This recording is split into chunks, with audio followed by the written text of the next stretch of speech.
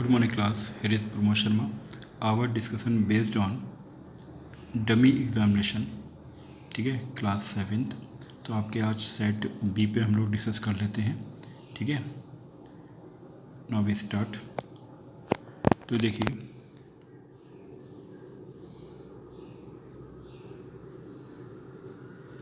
Solution of dummy exam, solution of dummy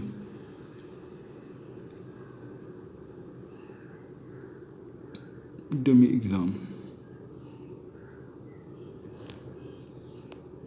ठीक है। और सेट बी पर बेस्ड डिस्कशन है ये, और may be possible there is a part first, ठीक है। क्लास आपको मालूम ही है, that is a 7th B, और सब्जेक्ट इज़ मैथ्स। तो इस पर हम लोग डिस्कस करें तो क्या देखते हैं कि सबसे पहले फर्स्ट क्वेश्चन हमें दे रखा है। फर्स्ट क्वेश्चन से टू यू कि which of the following proper fraction, which of the following proper fraction, इसमें से कौन सा ऐसा है जो प्रॉपर फ्रैक्शन को बिलोंग करता है। तो सबसे पहले तो हमें ये मालूम होना चाहिए कि प्रॉपर फ्रैक्शन होता क्या है। तो ध्यान रखना, अगर हम प्रॉपर फ्रैक्शन की बात कर रहे हैं तो हमेशा ध्यान रखो कि आपका जो न्यूमरेटर है वो हमेशा डिनोमिनेटर से लेस होगा। अगर ये कंडीशन हमें फुलफिल मिल जाती है तो हम क्या कह सकते हैं, हम ये कह सकते हैं कि अगर न्यूमरेटर डिनोमिनेटर से लेस है डैट मीन्स प्रॉपर फ्रैक्शन है। और इसके करस्पॉन्डिंग क्वेश्चन फर्स्ट में option D is correct, option D is correct, जो कि क्या है वो आपको दे रखा है 1/3। तो आप अच्छी तरह जानते हो सर 1 का मतलब क्या हो गया, 1 3 से लेस है, तो ये क्या हो गया proper fraction. Now question second की बात करें। Question second, which are the following is improper fraction. अब बात होती है इम्प्रॉपर फ्रैक्शन की। हम बात करते हैं इम्प्रॉपर फ्रैक्शन की। तो इम्प्रॉपर फ्रैक्शन में अगर हम न्यूमरेटर और डिनोमिनेटर है तो इसके करस्पॉन्डिंग यहाँ क्या होगा, जो न्यूमरेटर है वो डिनोमिनेटर से ग्रेटर हो जाएगा।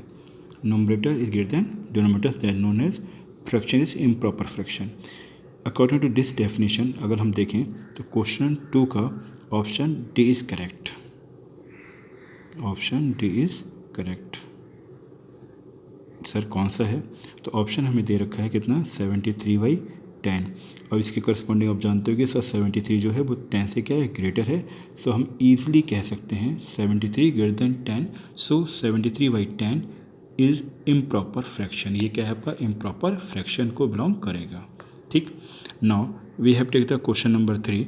इन क्वेश्चन नंबर 3 से टू यू इफ़ 20 to 30 हमें दे रखा है 20 से 30, ठीक है। If 20 to 30 is class interval, ये क्या है आपके पास एक क्लास इंटरवल है, that is a class interval of group data, then the higher class limit. हमें क्या बतानी है, हायर क्लास लिमिट देखनी है। तो हायर क्लास लिमिट आप अच्छी तरह से कहीं नोट कर लो, इसको हम बोलते हैं लोअर लिमिट, और ये आपके पास है अपर लिमिट। अपर लिमिट को ही हम अगर आप चाहें तो हायर लिमिट भी कह सकते हैं। तो इस corresponding to this question answer क्या होना चाहिए, हायर लिमिट पूछ रहा है हमसे, तो आपके पास अपर लिमिट की बात कर रहा है। तो वी हैव राइट हियर कि higher limit, higher limit of class interval is 30। तो इसका आंसर, राइट आंसर क्या होगा, 30 राइट आंसर होगा। और इसके करस्पॉन्डिंग हम ये कह सकते हैं कि हमारे पास जो ऑप्शन है, option B is correct. Option B क्या होगा, करेक्ट होगा, क्योंकि ऑप्शन बी हमें क्या दे रखा है, ऑप्शन बी हमें दे रखा है 30। Now we have take the question number 4। In question number 4 की हम बात करें तो क्वेश्चन नंबर 4 में कह रहा है कि mean of the numbers, there are given some numbers here. 10 दे रखा है, 20 दे रखा है, 30 दे रखा है, 40 दे रखा है। अब इसका हमें क्या है, मीन फाइंड आउट करना है। तो मीन फाइंड करने के लिए हम क्या करते हैं, सबसे पहले देखते हैं कि मीन का मतलब क्या होता है। सबसे पहले बात होती है कि डेफिनेशन ऑफ मीन। मीन मतलब होता है sum of all observation, sum of all observation, sum of all observation sum of all observations upon total observations, total observations. ठीक है, तो सम ऑफ ऑल ऑब्जर्वेशन का मतलब क्या है कि यहाँ काउंट करो कितने हैं। तो यहाँ आप जब देखोगे कि भैया फार्मूला क्या था कि डेटा हमें गिवन है 10, 20, 30, 40, तो मीन का मतलब हो गया कि sum of all observation upon total observations. Sum of all observation मतलब 10 + 20 + 30 + 40 अपॉन टोटल ऑब्जर्वेशन मीन्स 1, 2, 3, 4। तो अब जब सॉल्व करेंगे तो आप जानते हो 10 और 20 30 हो गया, 30 + 30 60, 60 + 40 100। तो यहाँ पर आ गया 100/4। जब 4 से हम इसको डिवाइड करेंगे तो हमें मिल जाएगा 4 × 2 = 8 और 4 × 5 = 20, मीन्स 25 मिल गया। ठीक है, अब 25 क्या हो गया, इसका मीन हो गया। वी हैव राइट हियर कि सर मीन इज़ 25, मीन 25 है। That means we have say कि option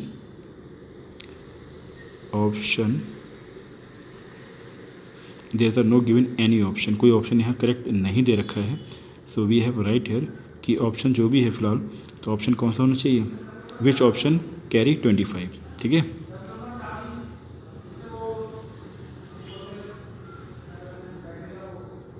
now we have discuss the question second based on the short answer type question. तो क्वेश्चन नंबर सेकेंड के first question क्या दे रखे हैं, उसने कहा है कि 3 - 1/5, इस टाइप का क्वेश्चन है। अब इसका आंसर हमें फाइंड आउट करना है। बच्चों ने बहुत गलती करी है इसमें, पता नहीं क्या प्रॉब्लम है भाई, कैसे समझ नहीं पा रहे हैं इसे। तो बेटा देखो, ये आपका न्यूमरेटर है, डिनोमिनेटर नहीं है, तो हम क्या करेंगे, डिनोमिनेटर के नीचे, डिनोमिनेटर के लिए हमने 1 लिख लिया, माइनस न्यूमरेटर 1 और डिनोमिनेटर 5। अब क्या करते हैं हम, सिंपली 5 और 1 की आपस में मल्टीप्लाई करते हैं। आप जानते हो अगर हम लिख दें कि 1 × 5 और 5 की हमने 3 से मल्टीप्लाई कर दी तो 3 × 5 माइनस, और 1 की 1 से मल्टीप्लाई कर दी। तो अब जब मल्टीप्लाई करने पे सॉल्व करोगे तो 3 5 से कितना हो गया, 15 हो गया, और ये हो गया माइनस का 1 अपॉन कितना आ गया, 5। अब आप जानते हो कि 15 में से 1 गया 14, तो 14/5 is the answer of this question. Again repeat of this question कि भैया 3 - 1/5 है। ठीक, न्यूमरेटर है, डिनोमिनेटर नहीं है, it means dash by we have write in the place of denominator we have write 1, तो 3/1 माइनस 1/5। नाउ 1 की 5 से हमने मल्टीप्लाई कर दी तो 1 × 5 हो गया, 5 की 3 से मल्टीप्लाई और 1 की 1 से मल्टीप्लाई, तो 3 × 5 का मतलब होगा 15, 1 × 1 का मतलब होगा 1, 15 में से 1 जाएगा तो 14, और 1 × 5 का मतलब 5, तो 5 आ गया, तो 14/5 is the answer of this question.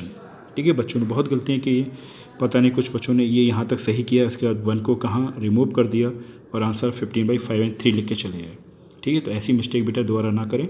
ठीक है, नाउ वी हैव टेक इसके सेकंड पार्ट को लेते हैं। क्वेश्चन सेकंड के सेकंड पार्ट में हमें दे रखा है 3 + 1/8। अब हम क्या करेंगे, यहाँ न्यूमरेटर है, डिनोमिनेटर नहीं है, सो न्यूमरेटर तो ये रहा, डिनोमिनेटर के लिए हमने 1 लिख लिया, प्लस यहाँ न्यूमरेटर और denominator both are the available. Same process हम क्या करेंगे, 8 को 1 से हमने मल्टीप्लाई कर दिया तो 1 × 8 आ गया, 1 और 8 को मल्टीप्लाई करते 1 × 8 आ गया, 8 की 3 से मल्टीप्लाई तो 3 × 8 प्लस 8 की मल्टीप्लाई 3 के साथ और 1 की मल्टीप्लाई 1 के साथ। अब आप जानते हो 3 8 जा होता है 24, और 1 × 1 का मतलब हो गया 1, अपॉन में क्या रहा है 8 × 1 8। अब आप जानते हो 24 में 1 को हम ऐड करेंगे तो हमें मिलेगा 25/8।